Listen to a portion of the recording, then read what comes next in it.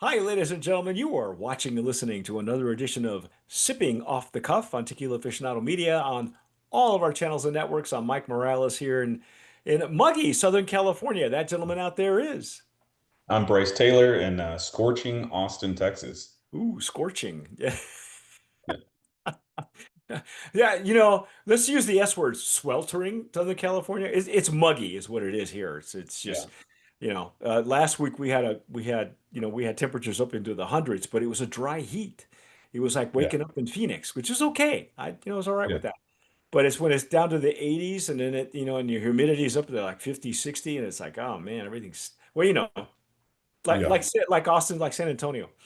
Exactly. Folks, today we have a special tequila that Bryce actually turned me on to, and I'm glad he did because he made privy to this particular brand, and it's called Pedro Furtivo. And you can see I've had some spillage, not a whole lot, but I've had some. Um, I love. I don't know about you. When I first saw this brand, when it was delivered to me, the first thing I looked at was like, this reminds me of Fortaleza for some reason. I don't know if it's the bottle. I don't know if it's the shoulders. What I what think is it's it about this. this bottle that's doing it for me like that? Well, I think it's a mixture of the shape and then also the script, Yeah. kind of the artwork and script. But I was kind of thinking that too. And I like the size of the bottle, like real easy. Yes. It's an easy handle. It got a Yeah. good hand feel. It's an easy pour. Yeah. Uh, I like Good, that. good I like the paper. raised. I think that's agave paper that they're using as a label.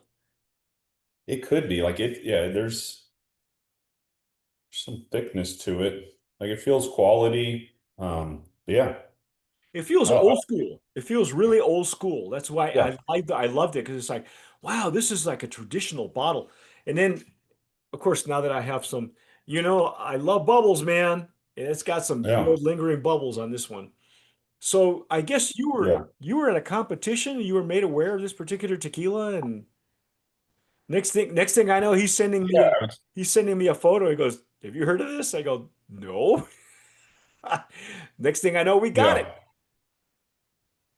But Yeah. There were some early reviews. And so, yeah, it made me kind of excited. And I was like, we need to get our hands on it, do our own yeah, review. absolutely. I had no idea. I had never heard of it up until that point.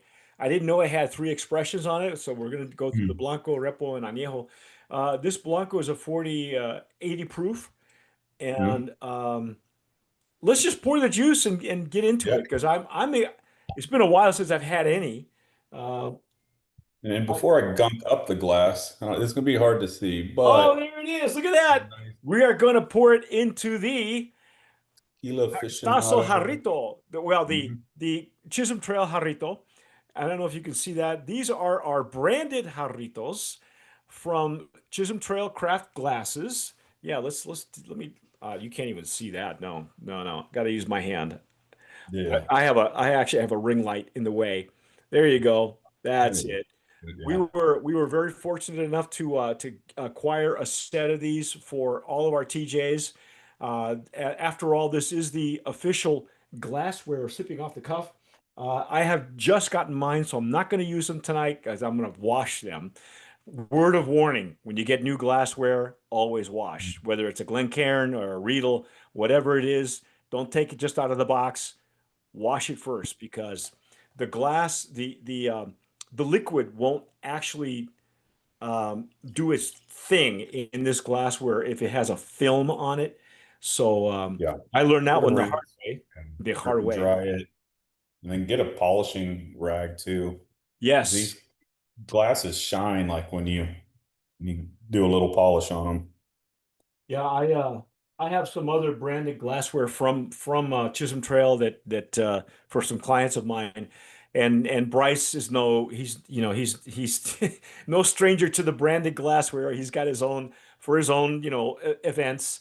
I've got one from my clients and from other events. I actually have another one that Alex has for me that I left in his car.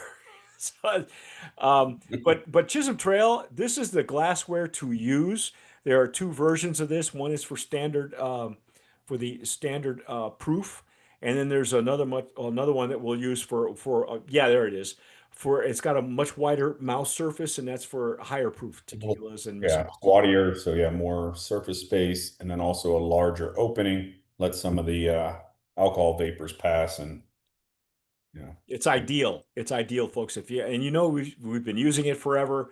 It's now official. These are branded with our new logo on them. So stick around because we are going to run a campaign shortly on social media for your own set of Chisholm Nice. Trail craft glasses. So stick around, keep an eye out on our social medias. But in the meantime, we poured this tequila is pristine, man.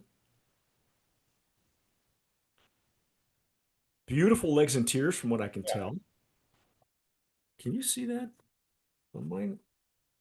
I really have a bright ring light and I've got it turned down actually because it's much brighter. But the legs Yeah. and tears are beautiful on this. Mm.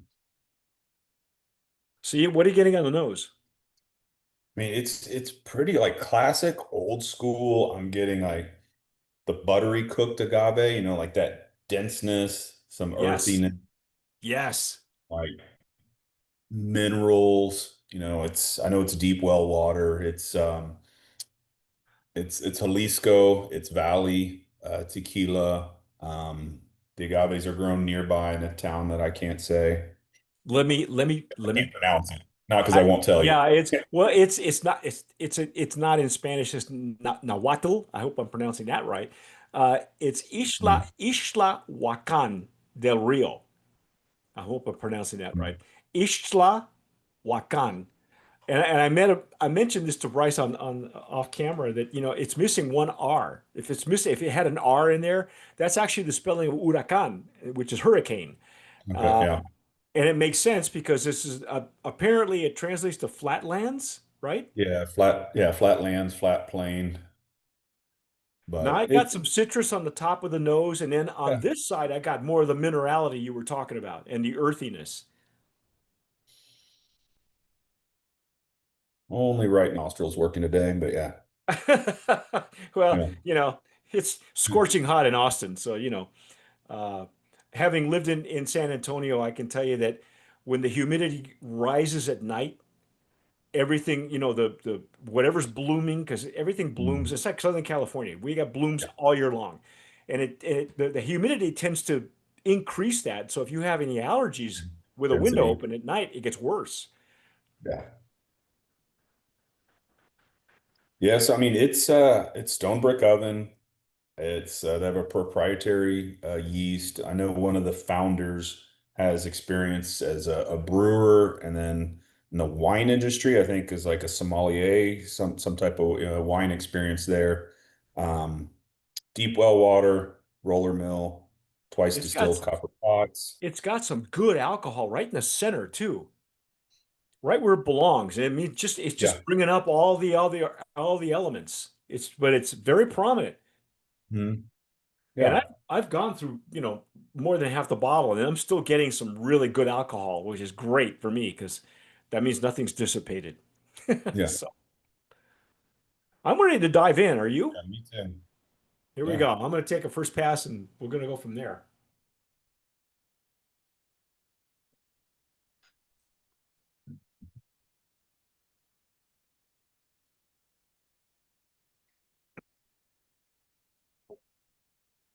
Mm.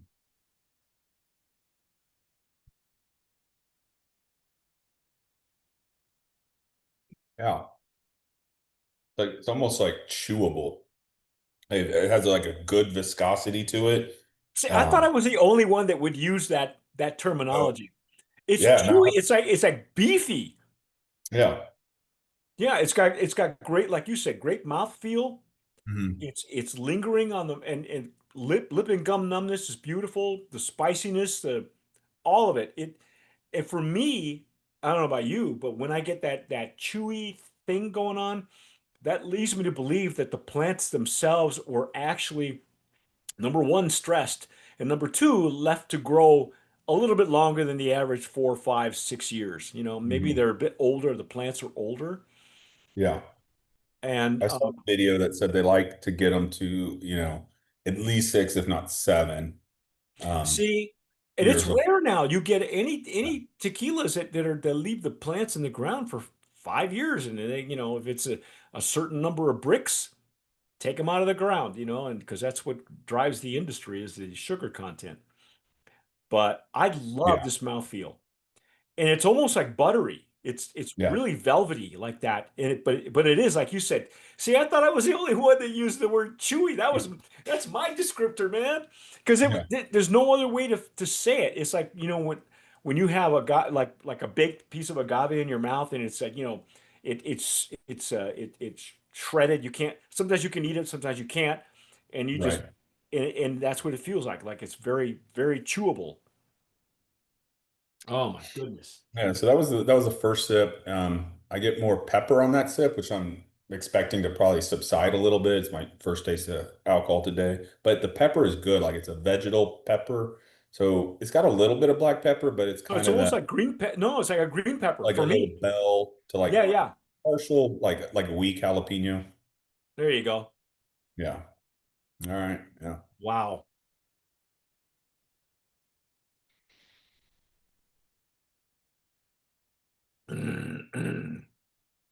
Okay. Kind of what I expected on the second sip, a lot more of the agave.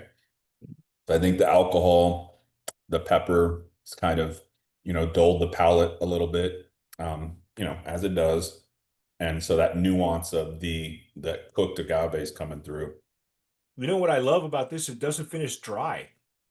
As Mm-mm. as mineral as much as you can smell the minerality, it doesn't finish dry or even every once in a while you get one that's got a little bit of bitterness in the back end.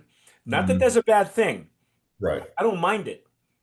But it's got a good medium to long finish. The finish is Mhm. good on this one. Yeah. And I still got some tingle, some mouth tingle from the. Which I like. Yeah, this is really Really solid.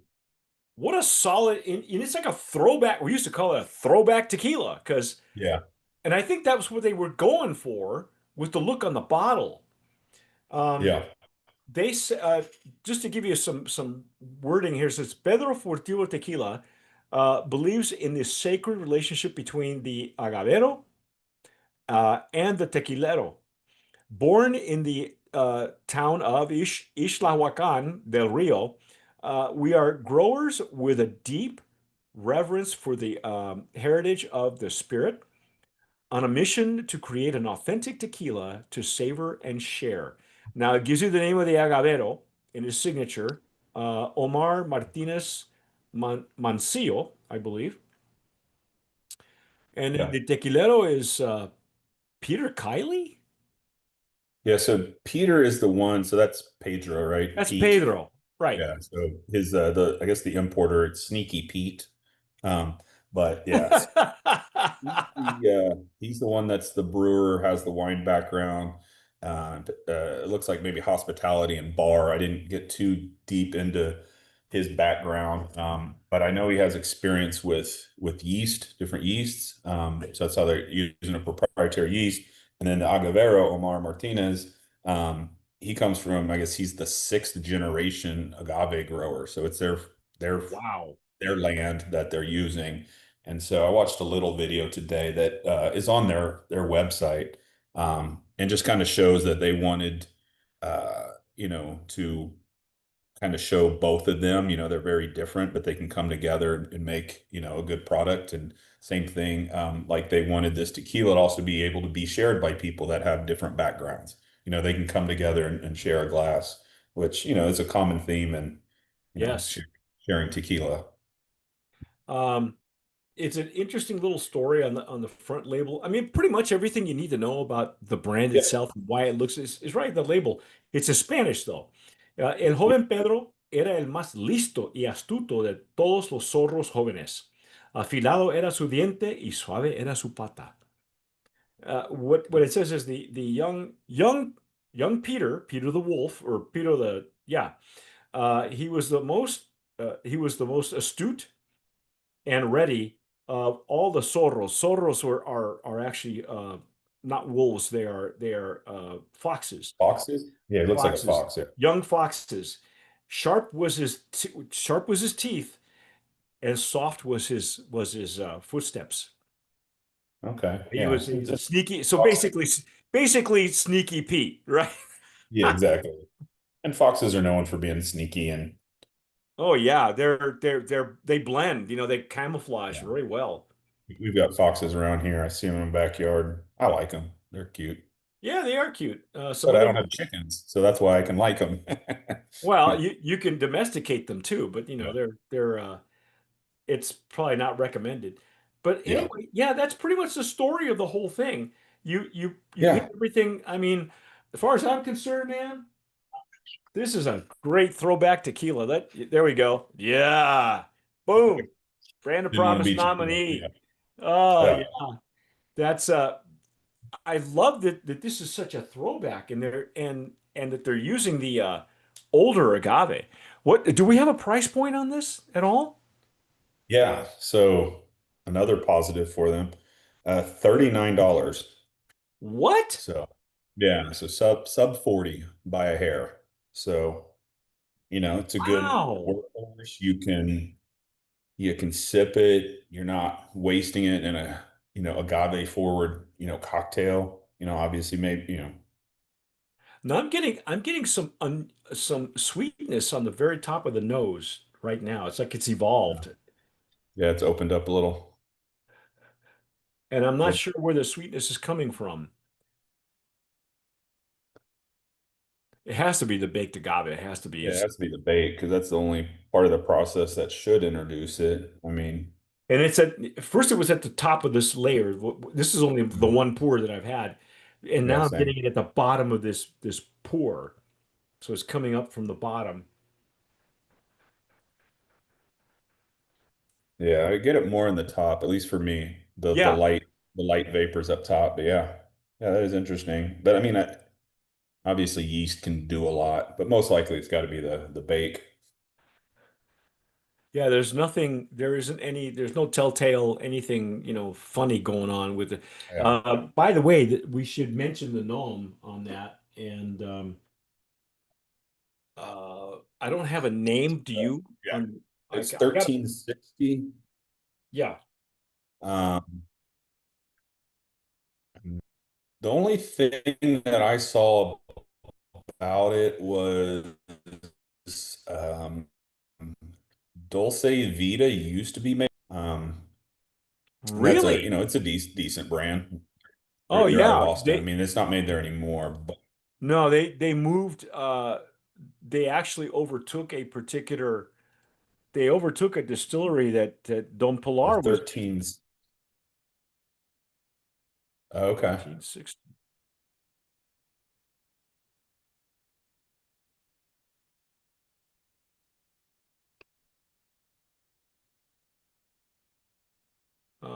That's not what I want. Let me go in here. Oh yeah, Corporación Ansan. Yes, I know exactly that distillery. That was actually uh, that was the original distillery for uh,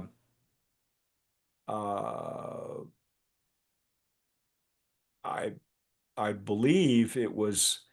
You're right. Uh,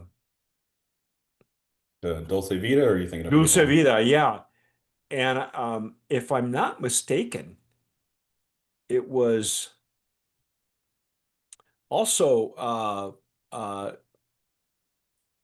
I well, see, I wanted to say that it was um, Don Pilar, but that's not the case.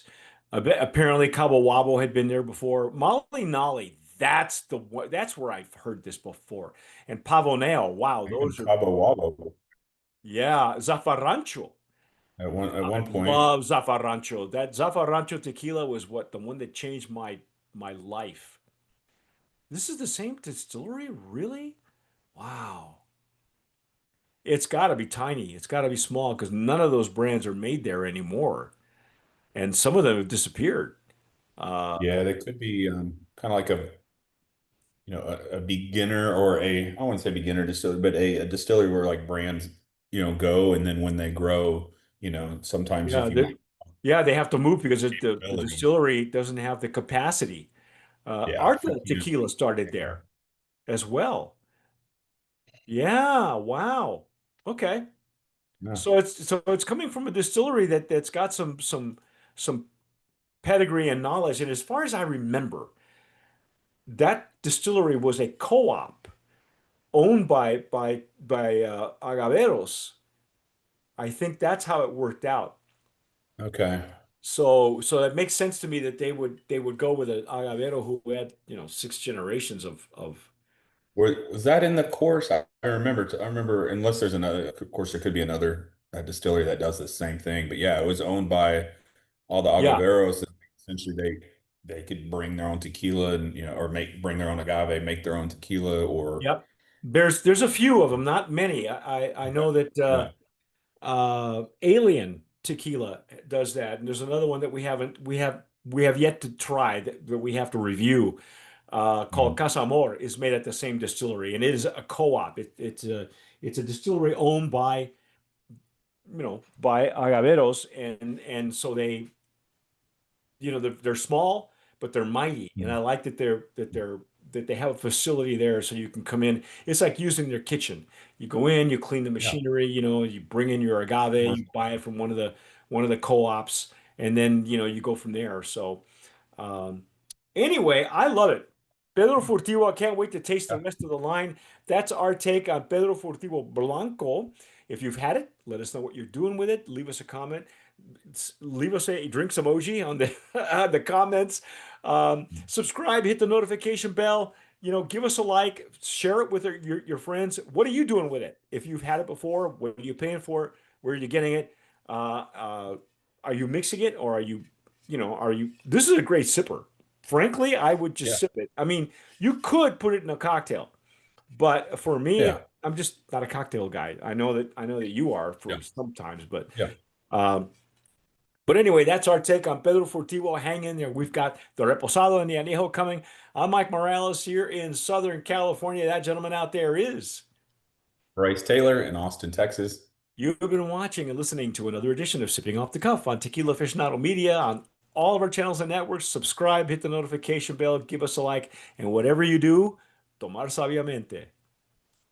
Sip wisely.